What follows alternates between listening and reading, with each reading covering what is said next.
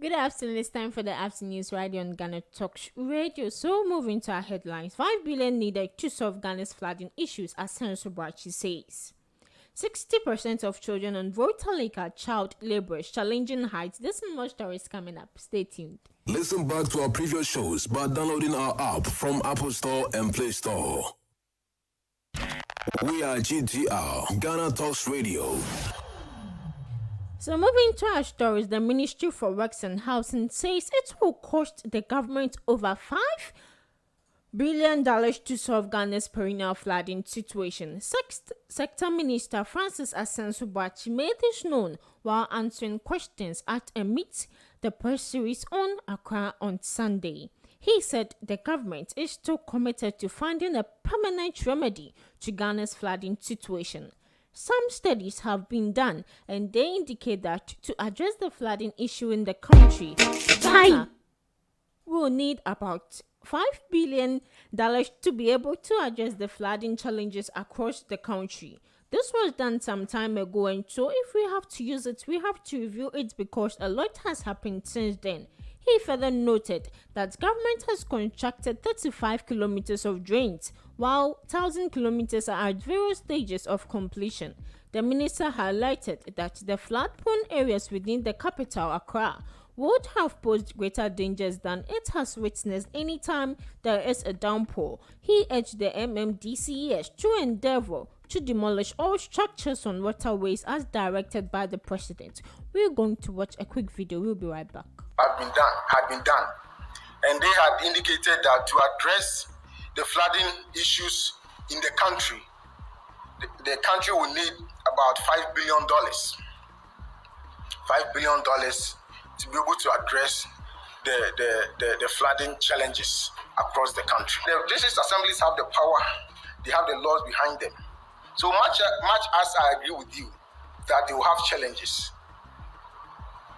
the country, the citizens will have to support them so that they can be successful. Yes, the president has made that directives, and a task force has been set up at the office. On the issue of coastal development, he added that the finance minister is yet to release the 10 million Ghana cedis allocation for feasibilities and engineering studies in the coastal constituencies in the Volta region, following tidal waves devastation to some 3,000 people 7 months ago. The finance minister on a media address December 6, 2021 indicated that an amount of 10 million Ghana cedis will be released to undertake feasibility and engineering studies in the Keta. We're going to watch a quick video. We'll be right back. The finance minister said was that it will be very important for us to do a feasibility study along the Blekusu stretch of the coastal line to really understand the problem. And he voted 10 million Ghana cedis for that research, feasibility studies. We are currently working with them for the release of that funds to do the feasibility study. Yeah, so we all heard what the government is planning for the public. So moving to our next story, 60% of children on Volta Lake are child laborers, challenging heights. Over 60% of children living in the fishing communities along the Volta Lake are child laborers. According to research conducted by Challenging Heights, a non-governmental organization based in the central region, the report, which is titled Children Hidden in Plain Sight, a report on the state of child labor in the fishing industry of Lake Volta, was released to commemorate World Day Against Child Labor 2022. The World Day Against Child Labor was instituted by the International Labour Organization to draw the world's attention to the plight of children who are going through abused labor situations. The theme for this year's World Day Against Child Labor is Universal Social Protection to End Child Labor. To our next story, police arrest man driving truck without back tires at Ejisu. Police have arrested the driver in charge of a DAF truck with registration number AS732412. The suspect driver, Kofi Nkansa, was arrested on Sunday, June 12, 2022, at Ejisu after he was captured in a viral video driving without his back tires. The vehicle has been impounded and the suspect will be arraigned on Monday, June 13, 2022. We highly commend the person who spotted the vehicle, took the video footage and alerted the police. We wish to urge others to endeavor to bring such issues to the attention of the police for immediate action.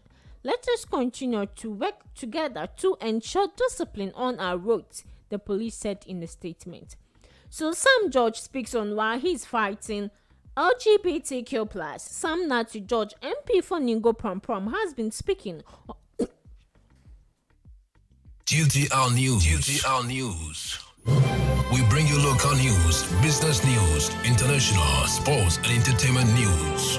Right here on GTR. According to him, Ghana cannot use its limited resource in stitching the lower gastro-international part of a homosexual. To him, he cannot comprehend why the government will spend so much on taking care of a homosexual when that same resource can be spent on the vulnerable pregnant woman and children who desperately need the help.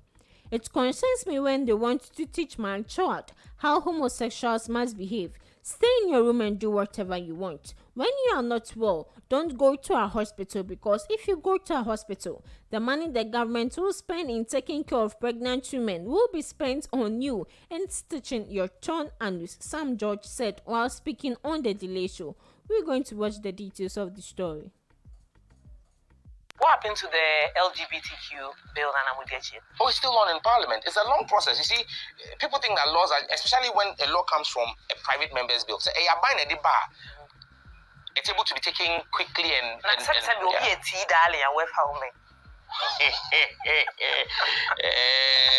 And I don't know.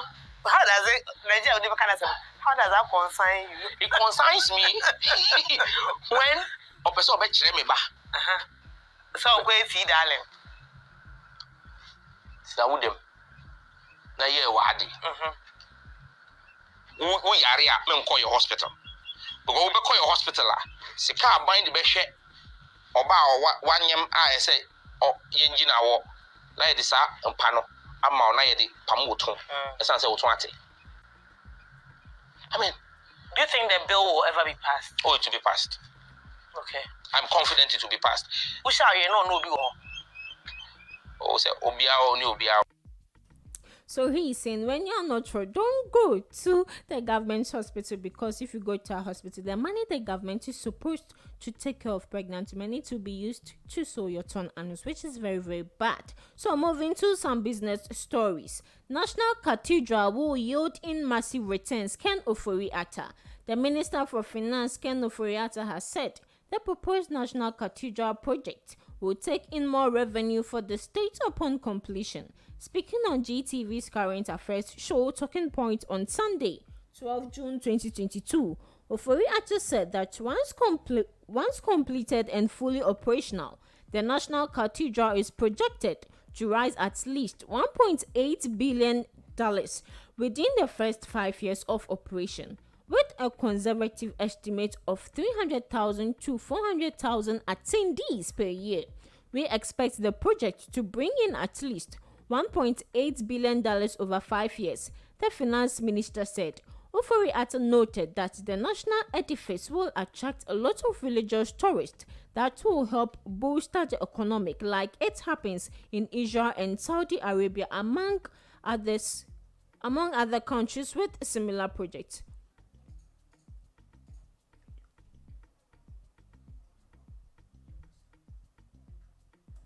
To our next story, SAC agric minister says he is more concerned about presidency rather than Ghana's food security, Yalley. So without wasting much time, we'll go watch a quick video. We'll be right back. Listening The to president should immediately remove the agric minister. Okay. Why? Because the man is not interested in solving the national problems. He's interested in his own presidency. Go around the country, instead of planting food, he's planting sandboards for his presidency. And I mean what I'm saying. So you agree with Dr. Sako that he's a big part of the problem? He's a big part of the problem. Because you have run planting for food. And if something as meaningful as Agbelema. Where does Agbelema come from? Maize. It's part of our food inflation. Then we have a huge problem. When I was growing up in Accra, cassava, yes. Chief, when I was growing up in Accra, no, there used to be a runabout. And there was a triangle. Every year, one strand of maize will grow in that one. GTR News. Where in Ghana can you not plant maize and cassava? Where in Ghana? Chief. So, when the ordinary people were planting their cassava and maize, we didn't have food inflation this much. Now the government has taken billions of money into planting for food. Where are we? The last time I checked, donkeys were exporting fertilizer. Donkeys. If you sell fertilizer to farmers who do not have money, you go on their behalf, Massa, you go for syndicated loans, not so, to come and support agriculture farmers. And then you sell the fertilizers to them. They are pleading, please, even we are going to buy. So bring the fertilizer to us. Now you said they should go and use organic fertilizer. Okay, so we're visiting our National Cathedral here. So speaking on GTV's current affairs show, Talking Point on Sunday, Ken Ofori-Atta gave a detailed information. So let's go listen to the detailed information. It is important for us to put resources into it. Now the question is how we do that, and I outlined, the strategy that trustees have come up with regards to mass mobilization, private sector, diaspora and interventions, and the churches to participate. I guess what I meant was that you were trying to let us know that it shouldn't deter us from pursuing. Absolutely yes, not. And as Finance Minister, Minister of Finance, I'm looking at our resource envelope. We will then be able to determine, how much we put in at any point in time, and that is sensible. And so, year to date, as I mentioned, we spent maybe 1/1000th of our expenditure on that, and that's what I mean. But I'm very confident about the ability to raise resources within the Christian community, within the general population, and outside to be able to fund this. And then more importantly, if I were also to look at really the economics of it, I truly see an overwhelming capacity to be able to pay this off, in short order with 600 million Christians on the continent, with the African diaspora population, and with what I see in other places such as Saudi and Israel, etc. I'm confident that we will also be. Typically, I'll look at an eternal. Yeah, so that was what Ken Ofori-Atta said regarding the cathedral. He's saying the cathedral will yield more profit. I don't know your take on this cathedral issue. So moving to our next business story. All hands must be on deck to bring Ghana's economy back on track, Bok says. Within the world economy, including Ghana's, dealing with the aftershocks of the COVID-19 pandemic and the challenges being posed by the ongoing Russian-Ukraine war. Stakeholders in Ghana, including the government, the Bank of Ghana, businesses as well as the media, are being charged to actively and effectively play their roles to build confidence and facilitate a sustained recovery of the economy. According to a recent African Development Bank report, despite Ghana's impressive record of 2 decades of steady growth, its economic prospects could be dented by the impact of the COVID-19 pandemic and the Ukraine-Russia crisis. Going forward, both fiscal and monetary policy should remain vigilant and ready to take additional policy measures, as well as structural reform is necessary to improve confidence about the economy to sustain the economic recovery. So moving to some political story. John Boadu to win his contest as General Secretary, Kpembe Wura predicts that Kpembe Wura, His Majesty Babanya Indufusu, the overlord of the Kpembe traditional area, has predicted an incontrovertible victory for Mr. John Boadu, the General Secretary of the New Patriotic Party, who is seeking for a re-election. Mr. John Boadu and his team visited the Reverend Chief at his palace in Salaga in the Savannah region. In the run-up to the 2016 election, it will be recalled that the Kpembe Wura made an incredible prediction of the exact figure the then candidate Nana Addo of the NPP was going to get in the election when they later called on him at his palace. What was more surprising was the fact that the president of Ghana at the time, Mr. John Dramani Mahama, who was a native of the Gonja land, was also in the contest. But then the chief went ahead to make a prediction about the election, which turned out exactly how he predicted. He therefore predicted a resounding victory for the chief scribe of the New Patriotic Party. He, however, admonished all the party members to conduct their campaigns devoid of insults and verbal attacks on each other. So we're going on a quick commercial break. We'll be right back with the international news. Stay tuned.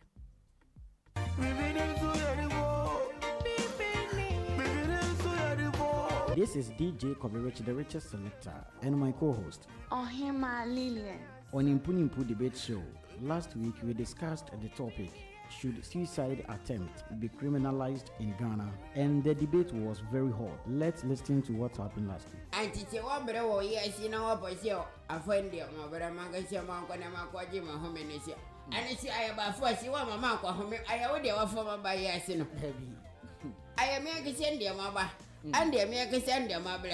This week we are discussing another interesting topic. Is the construction of National Cathedral the priority of Ghana? Join the conversation by sharing your views via our WhatsApp number +233 202 544 614 or visit www.ghanatalksradio.com or watch us live on our Facebook page. Download our app on Apple Store and Google Play Store. Follow us on all social media handles. Ghana Talks Radio, giving the youth a voice.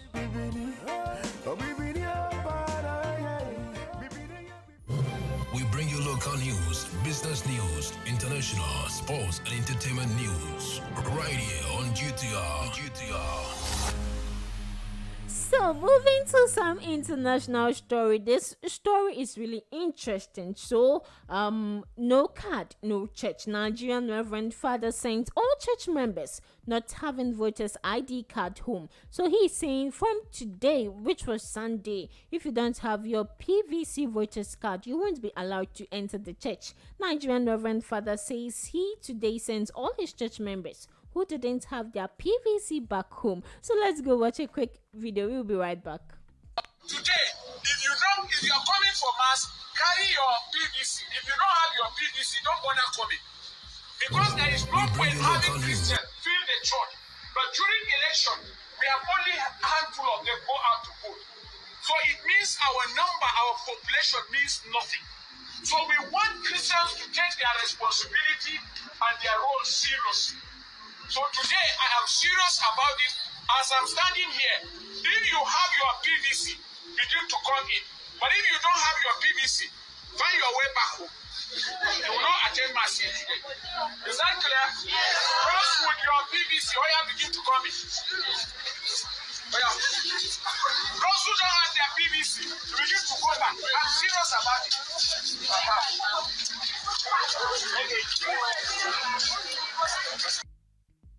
So trust me, if this incident was supposed to happen here right in Ghana, I'm very sure 99% of us wouldn't go to church. So my take, why should politics affect church service? I don't understand, but I just got an information. Church is a business. Yes, church is a business. So we should all take note. So moving to our next international story. UK court to hear last minute appeals to stop first Rwanda deportation flights leaving. London's court will hear two last-minute legal challenges on Monday to block the British government's controversial policy to deport asylum seekers to Rwanda before the first removal flight scheduled to leave on Tuesday. Britain has agreed a deal with Rwanda to send some asylum seekers to Rwanda in return for an initial payment of £120 million, that is $148 million. The deportation strategy is aimed at undermining people's smuggling networks and stemming the flow of migrants risking their lives by crossing the English Channel in small boats from Europe. At least 30 individuals are scheduled to be removed on the first flight to Rwanda. The government has not provided details of those selected for deportation, but charities say they include people fleeing Afghanistan and Syria. So we're moving to our entertainment story, and I'm really happy. So Britney Spears' sister Subtly extends her congratulations on the wedding. So after being in a relationship for 6 years and a 9-month-long engagement, Britney Spears 40 and Sam 28 tied the knot on June 9th in her mansion in Los Angeles. Their pictures are also started circulating around as soon as the couple said "I do," and quite evidently sent fans on the internet into a frenzy. It was indeed a star-studded event, and many of the singer's celebrity friends joined in the celebration. Madonna, Selena Gomez, Drew, and Paris Hilton were a few of the most prominent names on the guest list. However, the representative of the Baby One More Time singer confirmed that none of her family members were at the event, while her mother very tactfully dropped a comment on the singer's Instagram. The Zure 101 actress 31 liked an E-News Instagram post about her elder sister's wedding on the very next day. The post in question included a photo of Britney 40 hugging guests Drew Barrymore and Selena Gomez on the reception dance floor, giving her a strong history with her family, especially her father, who remained her conservator for 13 long years, and even her mother Liane and sister Jamie Liane. The trio ended up not getting an invite to her wedding. Even her 2 sons from her previous marriage with Kevin Federline were also not present at the event.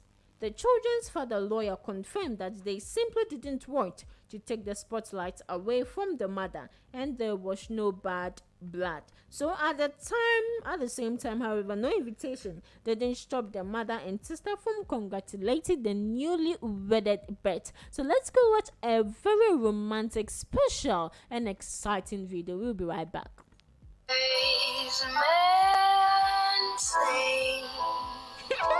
Only fools rush in, but I can't help falling in love with you.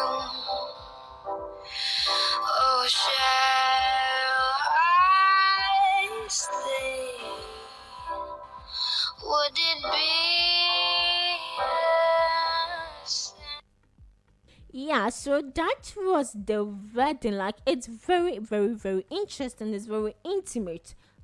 So I don't know for you, Britney Spears is 40 years and the husband is 28 years. So we should know love, true love, true love. There is nothing like number, like 41, 50. No, age is just a number. True love really matters. And I'm really happy for them, you know. So congratulations, Britney Spears and Sam. So this is where we end the afternoon news radio on Ghana Talks Radio. And I go by the name Regina Bless. We note it down. So stay tuned for the lunchtime radio on Ghana Talks Radio.